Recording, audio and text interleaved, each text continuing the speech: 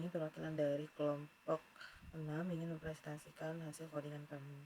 Sebelumnya, perkenalkan, nama saya Izelvia dengan NIM 122450090.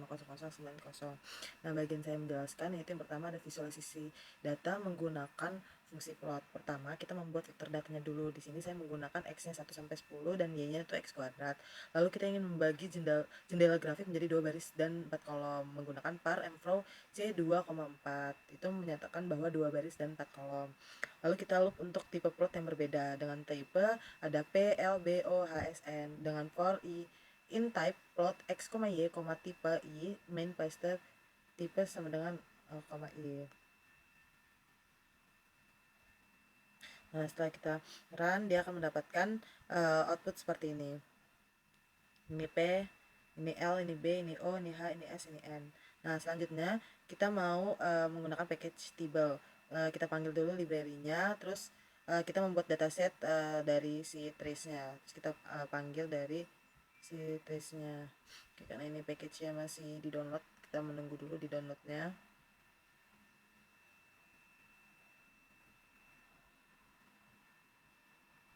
Nah, sehingga mendapatkan outputnya seperti ini. Girth, height, dan volume-nya. Selanjutnya, itu kita mau membuat plot dari si trace-nya nih. Nah, sehingga mendapatkan output seperti ini. Ini height-nya dan ini volume-nya. Terus kita membuat plot lagi dari si trace-nya. Nah, ini yang lebih lengkap. Dan di sini kalau yang lebih bagus itu yang ini karena dia lebih tersusun. Ini datanya masih terbagi. Dan ini yang lumayan bagus gitu. Nah, lanjut kita ke matriks scatter plot nih. Nah, pertama kita membuat dataset iris dulu. Iris as underscore table iris. Terus irisnya kita panggil sehingga mendapatkan output seperti ini. Nah, setelah itu kita pair si irisnya. Nah, ini outputnya yang kita dapat setelah kita run. Lalu kita membuat pairs iris lower panelnya itu 0 sehingga mendapatkan outputnya seperti ini. Sepal width, petal width, spesies. Kenapa seperti ini? Karena setelah kalau misalnya tetap kita tulis di sini tuh pun sama aja, sepalnya itu ada ini aja, sepal width ada ini aja, jadi kayak keulang-ulang aja, makanya ditulisnya hanya segitiga atas lah kalau bisa dibilang. Lalu lanjut kita drop variable spesiesnya, lalu simpan dataset baru pada objek iris 2. Jadi kita menggunakan 1 sampai 4 nih, sehingga mendapatkan output seperti ini. Nah, ini ada spesifikasi faktor warna titik berdasarkan spesies. Ada warna biru, kuning, dan orange. Terus pairs iris 2 lower panel, terus spesifikasi warnanya sehingga mendapatkan output seperti ini. Karena warna-warnanya sudah kita susun. Mungkin cukup. Oke, selanjutnya saya Ivan Akademi dengan yang episode 3 sih saya lanjutkan untuk video berikutnya, yaitu pada box plot.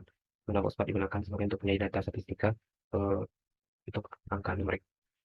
Itu pada kode berikut kita menggunakan iris challenge, di mana outputnya hasil dari box plot tersebut dengan titik variable baik itu pada 5,5 sekian. Selanjutnya pada box plot berikutnya kita akan membuat box plot berdasarkan variable faktor yang mana untuk melihat perbedaan distribusi pada masing-masing grup, yang mana berdasarkan variable spesies. Begitu pada outputnya ada bagi 3, setosa, versicolor, dan bikinika.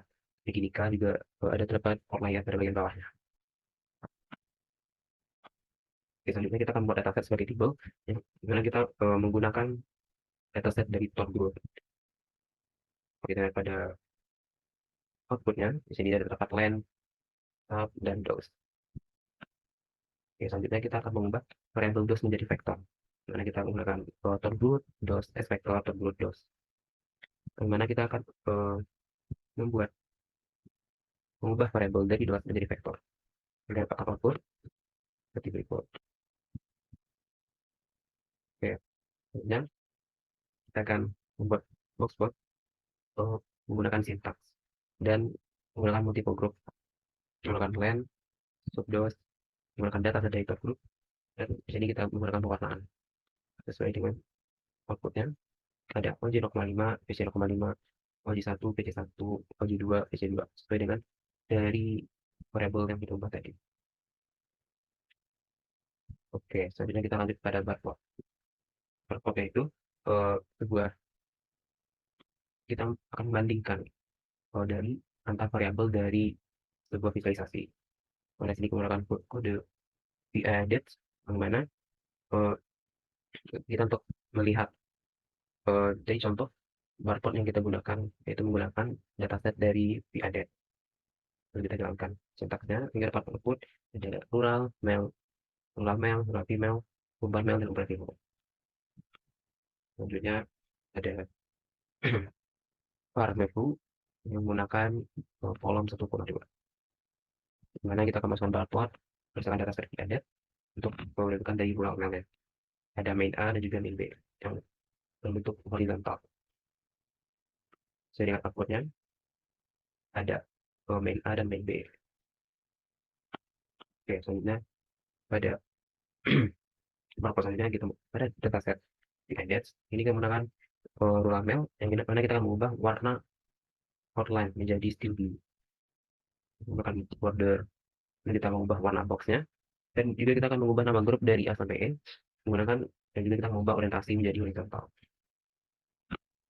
Dapat output seperti berikut dalam bentuk barcode warna-warni berbagai warna dari A 12, B 15, C 28, dan D 40-an, dan E 70-an. Oke, selanjutnya pada barcode selanjutnya kita menggunakan akan mengubah warna juga dari barcode-nya dari dataset VADES tadi. Dan ada light blue, misty rose, light chicken, lavender, conceal. Dan kita menggunakan code legend row names misalkan warnanya dari setiap barcode-nya. Hingga barcode sesuai dari data yang kita masukkan tadi untuk ular male, female, urban male, dan urban female. Dan juga terdapat rentang dari setiap warnanya. Setiap warna terdapat rentang berbeda untuk barcode-nya.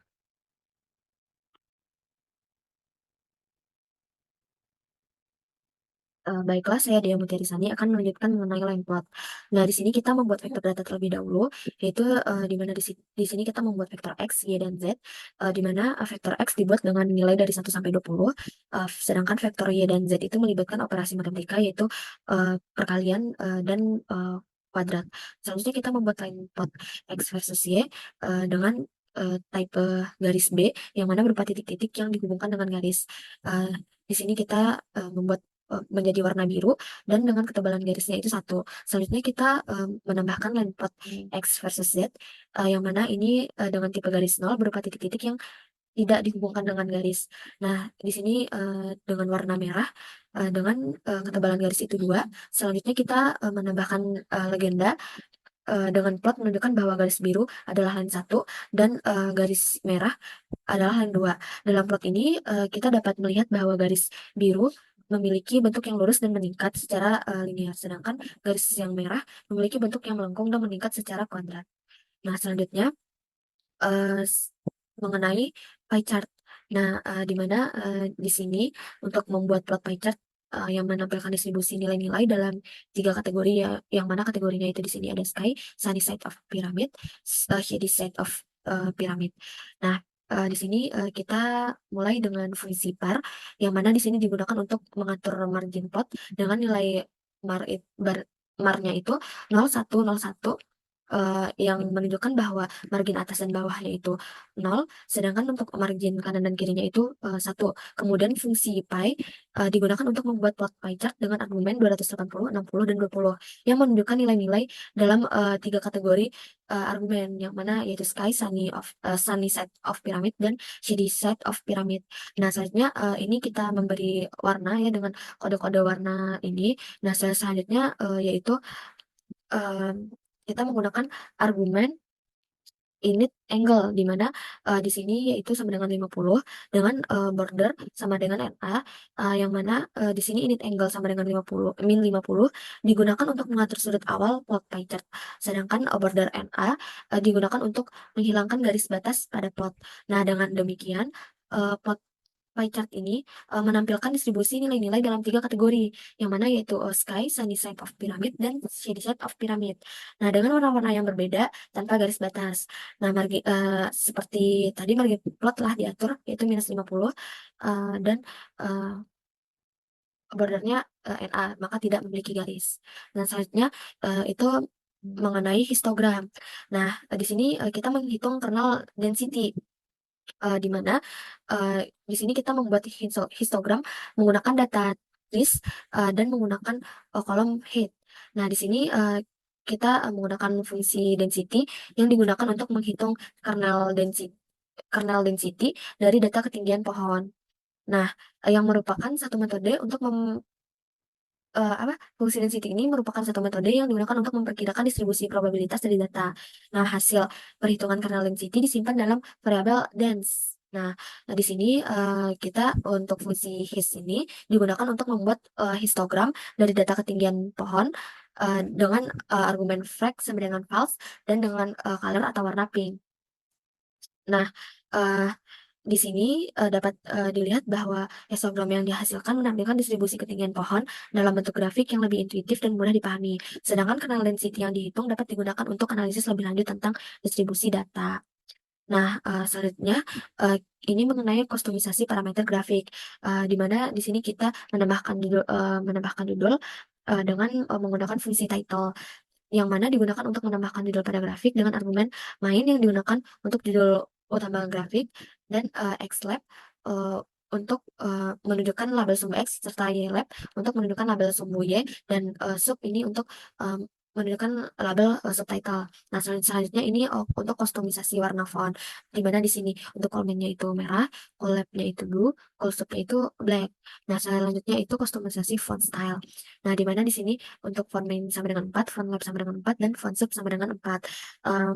Yang mana artinya itu bahwa uh, kita menggunakan gaya font itu diatur menjadi boldnya itu 4 gitu. Nah, untuk selanjutnya itu argumen untuk kustomisasi ukuran font yang mana itu check main sama dengan 2, check slab sama dengan 1,7, dan check sub sama dengan 1,2. Nah, uh, di mana dengan demikian dapat dilihat bahwa judul dan label pada grafik barcode dapat disesuaikan dengan kebutuhan dan membuat grafik lebih informatif dan menarik. Nah, selanjutnya itu visualisasi dengan ggplot, di mana di sini kita memasang package-nya terlebih dahulu atau menginstal package-nya, di mana di sini menggunakan package ggplot dan gapminder. Nah, setelah diinstal, selanjutnya itu kita import library-nya yaitu ggplot 2 dan kita import library gapminder. Selanjutnya kita import library dplyr dan import library table. Nah, untuk melihat struktur dataset kita bisa menggunakan library data pada library gapminder tadi. Nah, selanjutnya kita bisa melihat variabel y pada data gapminder tadi. Nah, di sini untuk outputnya data tahun-tahun yang ada pada data tersebut.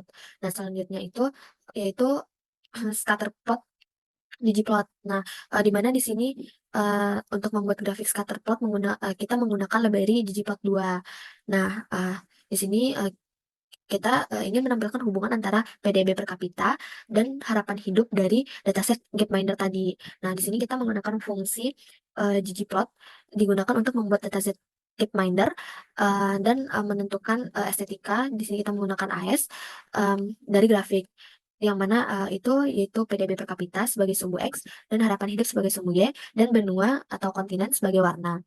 Nah, selanjutnya ini ada fungsi game point yang mana digunakan untuk menambahkan titik-titik pada grafik yang mewakili setiap observasi. Nah, selain itu, di sini juga menggunakan fungsi scale x log 10 yang mana digunakan untuk mengubah skala sumbu x menjadi logaritma dasar 10 sehingga nilai-nilai PDB per kapita yang sangat besar dapat ditampilkan dengan lebih jelas dan mudah dibaca. Dengan demikian, grafik scatter plot yang dihasilkan dapat menampilkan hubungan antara PDB per kapita dan harapan hidup dengan lebih akurat dan informatif. Oke, untuk kode selanjutnya akan dijelaskan oleh saya, Gimnastiar Khwarizmi dengan NIM 96. Jadi sebelumnya teman saya sudah menjelaskan tentang boxplot sampai dengan barplot. Kemudian untuk kode saat ini saya akan menjelaskan mengenai dari penggunaan fungsi ggplot untuk visualisasi data ya. Jadi tentunya kita menggunakan library ggplot di sini, ggplot 2. Lalu sebagai contoh praktik kita menggunakan dataset bawaan Gapminder. Kemudian ada dplyr untuk manipulasi datanya, kemudian table sama seperti sebelumnya untuk import dari datasetnya. Nah, di sini kita ingin melihat secara sekilas dari dataset Gapminder. Di sini itu ada country, continent, year, life expectation, population, dan GDP per kapita. Jadi dapat lihat di sini adalah dari data ekonomi atau geografi dari suatu negara, dari beberapa negara, dan juga dari beberapa kondisi hidupnya gitu. Kemudian kita lihat di sini dari data yang uniknya ada apa aja dari tahunnya, dan ternyata di sini ada beberapa tahun yang unik ya, yang dia itu beda sendiri dari seperti 1952 sampai dengan 2007. Kemudian kita ingin melihat menggunakan ggplot ya. Dari dataset Gapminder tersebut, kita menggunakan ICE, ini fungsi estetik untuk memplotkan X-nya adalah GDP per kapita dan Y-nya adalah life expectation ya. Dan untuk colornya itu berdasarkan dari kontinennya. Nah, tambahkan untuk tipe titik-titik tiap poinnya, game point, kemudian diubah skalanya jadi logaritma. Nah, seperti ini hasil dari akhirnya. Jadi colornya itu berdasarkan dari kontinennya.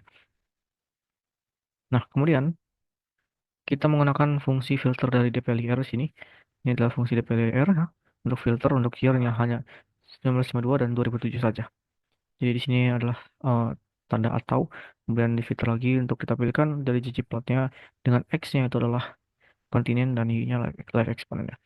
Nah, kemudian sini tambahkan box plot untuk tipe dari ggplotnya dengan notch-nya itu adalah true ya.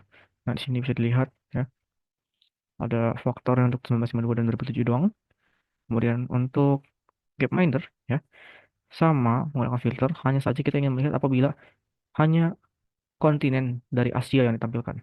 Ya, di sini ada untuk faktor dari tahunnya itu sebagai X-nya, kemudian live eksponennya seperti biasa jadi Y-nya. Dapat dilihat ya, di sini tipe ggplot yang digunakan adalah Gamebox plot. Dapat dilihat dari datanya untuk kontinen Asia. Life expectation-nya dari tahun 2019 2 sampai 2007 semakin naik tahunnya, life expectation-nya semakin meningkat distribusinya ya. Sini sampai maksimumnya sampai 80 ke atas lebih. Kemudian kita ingin melihat dari dataset Gapminder juga untuk grup by pertama-tama difilter juga pakai dplyr ya. Kemudian di sini ada grup by dari berdasarkan kontinen dikelompokkan. Kemudian kita ingin membuat ringkasan dari si live exponent itu dimasukkan ke dalam variabel ini, difilter lagi, dipelajari lagi. Kita ingin mengurutkan berdasarkan data tersebut dari yang descending ya, menurun. Artinya dari terbesar ke kecil. Kemudian untuk tipe plotnya itulah bar plot sini.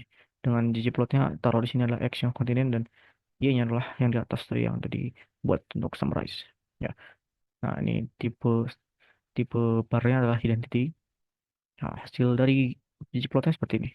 Dapat disimpulkan bahwa dari rata-rata ekspektasi hidupnya paling tinggi di sini adalah dari Oceania ya, dan paling rendah adalah Afrika. Kemudian lanjut kita melakukan ggplot lagi, hanya saja kali ini dia difilter lagi, di grup kelompokkan berdasarkan tahun dan kontinen ya. Jadi ada dua.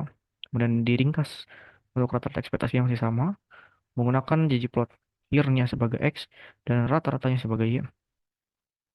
Kemudian di sini line type adalah kontinen dan kita menggunakan game line dan game point sekaligus ya. Jadi ada titik maupun garis di dalam grafik ini ya. Jadi dapat dilihat dari grafik ini ya, untuk rata-rata ke life expectation ya itu dari tahun terus meningkat ya. Ini bisa jadi karena setelah Perang Dunia ya, dan revolusi dari perkembangan industri semakin meningkat. Mungkin ada faktor-faktor yang mempengaruhinya. Oke, lanjut. Kemudian untuk selanjutnya kita ingin menggunakan dari ggplot menggunakan tipenya adalah sini adalah gambar untuk gambar ya. Jadi kita pertama-tama untuk sum untuk populasinya dijumlahkan populasinya, filter lagi, dikelompokkan berdasarkan kontinen lagi, diringkas datanya, dijumlah dari semua populasinya, lalu dipresentasikan ya. Kemudian X-nya itu adalah kosong, dibiarkan kosong, lalu persennya itu di sini adalah Y ya. Kemudian fill isi dari warnanya berdasarkan kontinen itu ya. Nah, ternyata ketika kita menggunakan gambar dan color polar sini, kita mendapatkan pie chart ya, walaupun tipenya itu adalah bar plot karena X-nya kita kosongkan.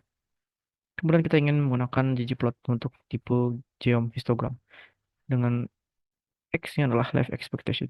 Jadi ingin melihat dari distribusi ekspektasi itu seperti apa ya. Sini bisa dilihat kalau paling banyak itu di sekitaran di atas 60 sampai 80. Terakhir, ada tipe dari game density sama seperti histogram, hanya saja density ini digambarkan dalam line gitu ya. Jadi kita dalam ggplot ini kita mempelajari dari tipe-tipe ggplot. Yang pertama itu ada geopoint untuk scatter plot, kemudian ada box plotnya ya, geobox plot, kemudian ada masih geombar, dan di sini bisa pakai geoline dan geopoint sekaligus pie chart menggunakan geombarnya. Kemudian untuk dari histogramnya dan juga density-nya. Oke, sekian penjelasan codingan dari kelompok 9. Kurang lebihnya mohon maaf apabila ada salah kata, mohon dimaafkan. Sekian, wassalamualaikum warahmatullahi wabarakatuh.